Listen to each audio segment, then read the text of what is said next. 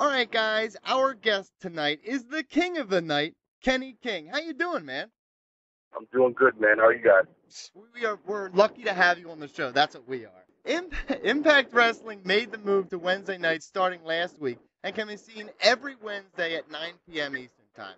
While you were one of the best parts of the show each week, the decision was made for you to drop the X Division championship recently.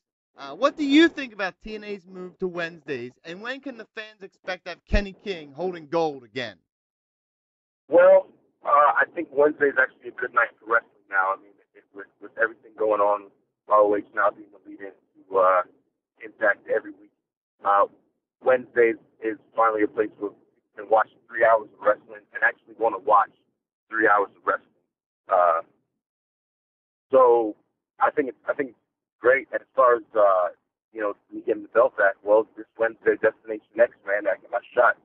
With Grado and Cruz in the face, and then whoever else. I think that Ultimate X, so it's gonna be something to watch for. Mike Chiari? Right now, like you mentioned, it seems like every wrestling fan is talking about Ring of Honor's move to Destination America as the lead-in for Impact Wrestling. And it seems like there's a lot of differing opinions about what it means for both companies. So firstly, what was your reaction when the ROH deal was initially announced? I mean, how surprised were you? And also, do you view it as a positive or a negative situation from TNA's perspective? Well, I mean, I'm a pro wrestler, man. That's how I make my money, and I'm a fan of the wrestling. So, uh, Ring of Honor being viewed as good enough to be another company that's in the national spotlight, it's another national deal. That's only good for wrestling. And it's not a product that I'm unfamiliar with, or the quality is questionable. It's Ring of Honor. So, uh, it's a positive. I don't see how it can be negative when there's more places for guys to work, there's more exposure for guys that are really good. G? You've been one of the most consistent and entertaining wrestlers, not just in TNA, but in the industry for the past couple of years. And we've been calling for you to join the World Championship scene for many months now, but you've been on the outside looking in. Is there anything in particular you think is holding you back from breaking through to the main event scene? You know what? I'm a firm believer in timing, and everything has to be right. Uh, you know, I'm my number one fan, and I would have told you I was ready for a world title push the minute I stepped in, but it might have been not the right timing. People have had a lot more opportunity to kind of see not just the wrestling side, but the whole character side of Kenny King, and so that's kind of if there was ever a complaint, it was to see me flush out a character a bit more. So now it's kind of it's all about timing. Whenever it's my time to get the ball, man, I run with it. So uh, it things thing that can't be said about TNA is that it's the old guard anymore. You know what I mean? It's definitely moving the push toward the top is leaning toward guys that are able and capable of doing it versus who had names from in the previous days. Oh, well, there was some controversy surrounding your move from Ring of Honor to TNA. Looking back now, you made the right decision jumping to Impact Wrestling. What was your thought process during the transition, and are there any hard feelings remaining between you and Ring of Honor? Uh, my uncle used to say, and it's Spanish saying, negocio es negocio, man. Business is business.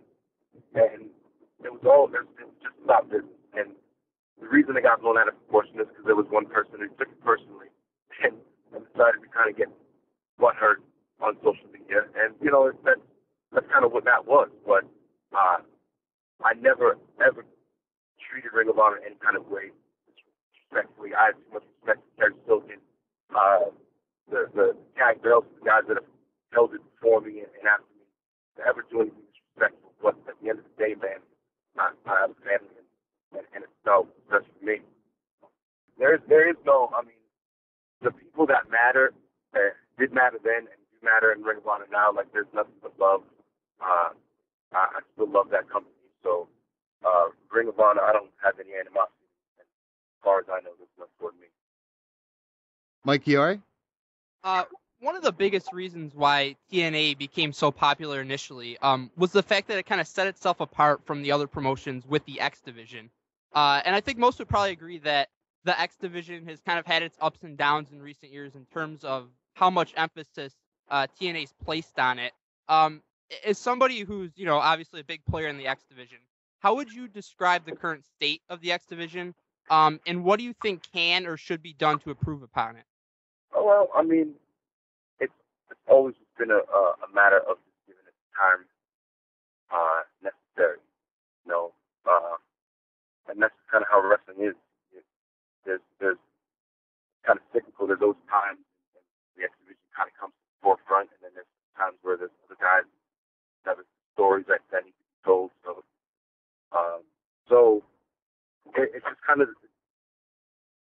it's just kind of one of those things. If you look at the original logo for TNA, it's built on the exhibition, and the reason TNA's identity is based on the exhibition. So the fact that at any given day, you can put two X Division guys, any two of us, and give them 15, 20 minutes, and you're talking about a main event quality match anywhere in the world. That's a testament to how strong it's always going to be there. So Destination X is always a good time of year because it kind of reminds everybody, like, oh, yeah, these guys are among the best in the world in that style. So, it's kind of how wrestling is. PG? Last year, you took your character into a new direction with the King of the Night moniker, and I think a lot of people would say that the past year has been some of the best work of your career. What goes into the decision to change your character? How do you know when the time is right, and how much planning is involved to switch things up? Well, funny thing is, I kind of wanted to come in to Impact Wrestling with a deal kind of like that, King of the Night. At the time, and maybe a few years before that, I was kind of like really living that lifestyle. Like Las Vegas was legitimately my playground.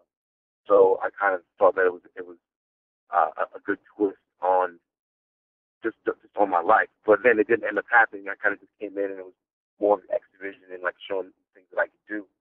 So when the decision was made to kind of bring me back, and they wanted to bring me back in a grand fashion, we threw a lot of things out there, and it was just I'm a big fan of things in wrestling being organic. Like things have to seem and feel natural, or else people don't buy into it. And you have to suspend your disbelief. And the only way you do that is if it makes sense and it seems like it fits. So, the whole King of the Night thing is a way kind of just reintroduce me to the fans, get my face back out there, but just show that, there's kind of the whole Alberto Del Rio guy be a big deal real quick kind of thing. And then the direction that it took organically with myself, MVP, and Bobby Lashley, like that was just, that's why it worked, because it all just fit together real nicely. You were one of the finalists on the second season of WWE's Tough Enough. With the return of that program, what did the experience teach you, and would you like to see TNA do something along those lines, possibly an American version of British Boot Camp? I was going to say British Boot Camp, but you don't sleep on that.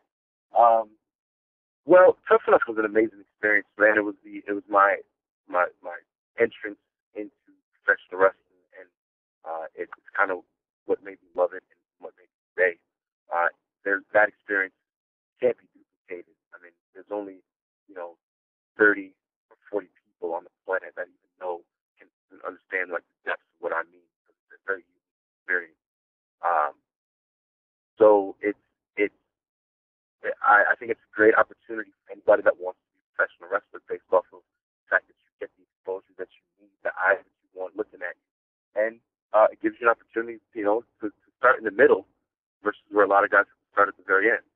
And, I would love for TNA to do an American boot camp, or, I'd like to be one of the trainers, given the fact that, I've had experience in that kind of thing. I know the mindset of where these kids are coming from.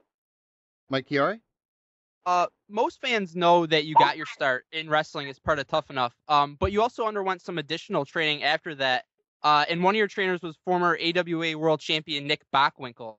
And I was wondering, what were your interactions like with him? And what are some of the things you might have learned from him that you've implemented into your game over the years?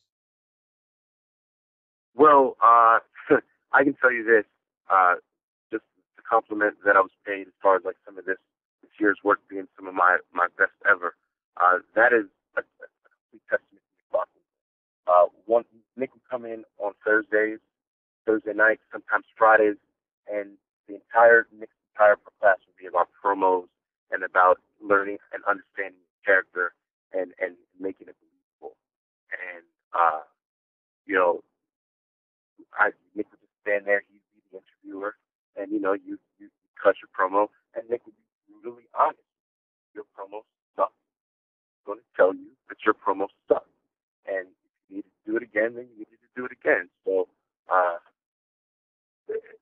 that kind of perfection is what makes it more like perfect practice when it comes time to the promo now. So I don't even know where I would be as far as the sense was Nick Bachman. Brandon Galvin, final question. Well, some people may not realize this is actually your second stint with TNA. Do you feel this run is kind of like a redemption story in a way to prove you should have been here the entire time? 100%. I mean, I would have said I was ready for the world title back in 2006. But that's just me. I'm always, that's not a lot of confidence in myself. But, maybe it's just one of those things. Again, I believe in timing. But it definitely shows how quickly I was able to kind of assert myself. And I want us to have been there the whole time. But you know what? I wouldn't take back those years I spent in Ring of Honor for anything. A huge thanks to TNA star Kenny King for coming on the show. Tune in to Destination America every Wednesday at 9 p.m. to see him stealing the show on Impact Wrestling. Another huge thank. Good luck, Kenny. Okay, man. Thanks for having me, guys.